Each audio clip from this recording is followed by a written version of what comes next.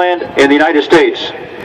They will execute a fast rope infiltration to eliminate enemy sentries located on the march. These highly trained helicopter pilots can fly at a cruising speed of 138 miles per hour, just a few feet off the ground, at night and in bad weather. The Blackhawk helicopter has a crew of 4 and can hold up to 10 passengers, depending on the internal load configuration.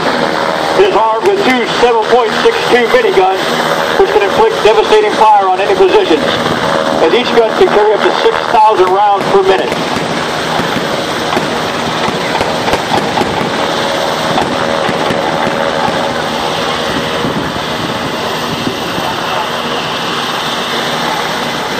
Included in this assault force are highly trained demolition experts. They are trained in a variety of conventional explosives such as dynamite and C4 plastic explosives. They're also trained in the use of improvised munitions used to conduct hasty sabotage operations. In this scenario, a demolitions expert known as a breacher will place a simulated C4 explosive charge on the door to gain entry into the cabin. While inside, the force will discover a weapons and ammunition cache.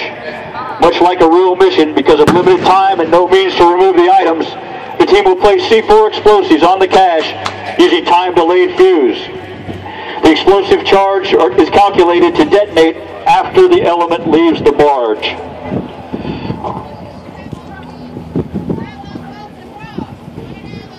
Okay.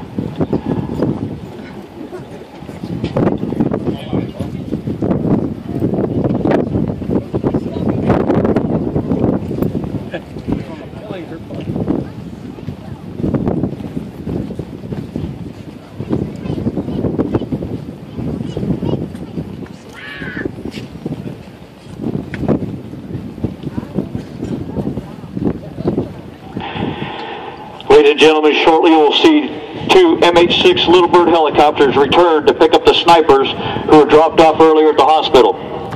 After retrieving the personnel, the aircraft will conduct an armed reconnaissance overhead, remaining over the channel while the tactical elements attack their targets. These highly maneuverable aircraft provide an excellent means to detect enemy personnel gathering for a counterattack. The snipers on board go through extensive training to accurately shoot from the moving aircraft.